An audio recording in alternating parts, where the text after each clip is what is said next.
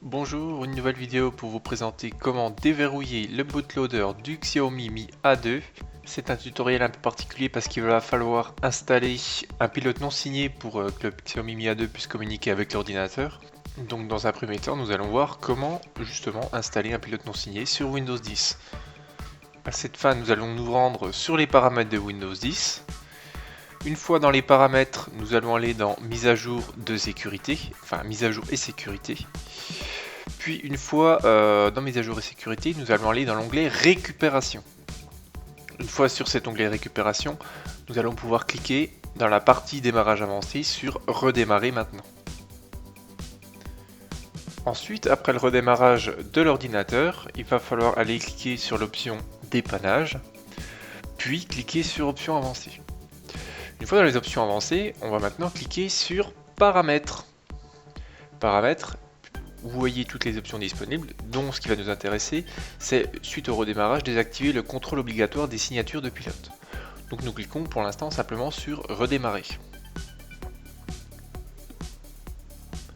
Voilà, une fois l'ordinateur redémarré, il va vous indiquer des paramètres de redémarrage, comme ici, et on va presser sur la touche F7 justement pour désactiver le contrôle obligatoire des pilotes. Une fois effectué, le PC va finir de démarrer. Une fois Windows lancé, je vous invite à télécharger via la description le driver pour le Xiaomi Mi A2. Dans un premier temps, nous allons décompresser l'archive que nous venons de télécharger. Puis nous allons nous rendre dans le gestionnaire de périphériques. Comme vous pouvez le constater, j'ai un périphérique qui s'appelle Android qui n'a pas de pilote en place. Je vais donc venir faire un clic droit dessus et cliquer sur mettre à jour le pilote. Puis parcourir mon poste de travail pour rechercher des pilotes, étant donné que le pilote qu'on va installer il est sur le bureau. J'indique alors le répertoire qu'on vient de décompresser sur le bureau, dans lequel le pilote va être trouvé, et je valide. Une fois validé, un avertissement de sécurité Windows va apparaître, et il va falloir bien entendu cliquer sur installer ce pilote quand même, sinon vous n'aurez pas la possibilité de gérer votre Xiaomi. Une fois fait, vous voyez Windows a mis à jour vos pilotes, Android ADB interface. Et le périphérique apparaît en tant qu'Android Phone, Android ADB interface. Voilà.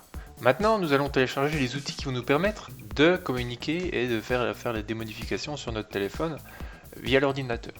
Donc pour ça, on va télécharger le SDK d'Android, dont le lien se trouve dans la description encore une fois. Puis une fois téléchargé, on va le décompresser.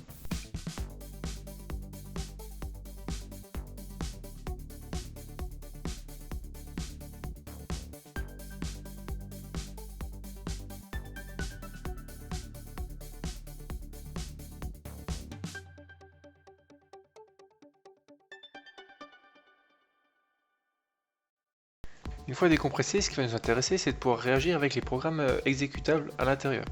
Donc pour cela, on va ouvrir un invité de commande et on va venir se placer dans le répertoire décompressé.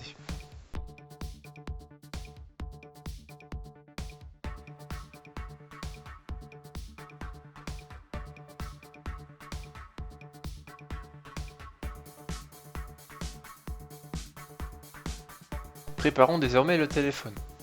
Le téléphone, afin de pouvoir lancer les commandes et pouvoir déverrouiller le bootloader, il va falloir faire une configuration particulière dessus. En d'autres termes, nous allons activer les options développeurs pour notamment autoriser le déverrouillage OEM et activer le déverrouillage USB. Pour ce, rien de très compliqué, nous allons nous rendre dans les paramètres de l'appareil, puis dans à propos du téléphone, puis nous allons faire quelques appuis sur le numéro de build pour passer développeur.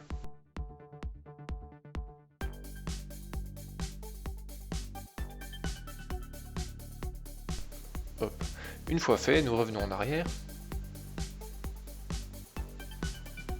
et nous allons aller tout en bas dans Système, puis Préférences avancées. Une nouvelle option apparaît, option pour les développeurs. Donc nous allons dedans et nous allons activer déverrouillage OEM. Voilà, dans la foulée, nous allons aussi activer le débugage USB. Vient alors le temps de lancer les commandes ADB pour déverrouiller le bootloader. Donc dans un premier temps, ce que nous allons faire, nous allons redémarrer le téléphone en bootloader avec la commande ADB reboot bootloader.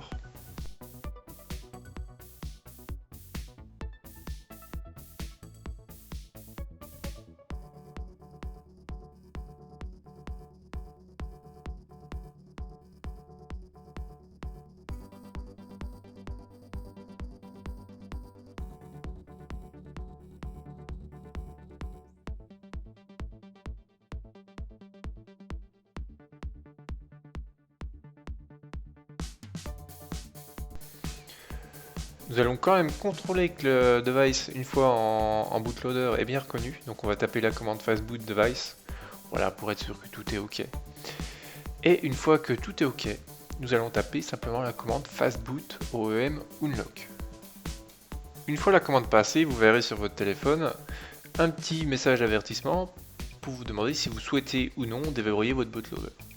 Il va donc falloir se déplacer avec les touches volume haut, volume bas sur Unlock to the bootloader et valider avec le bouton Power. Maintenant, à chaque démarrage, sous Android One, vous verrez le petit cadenas ouvert et l'écriteau Unlocked.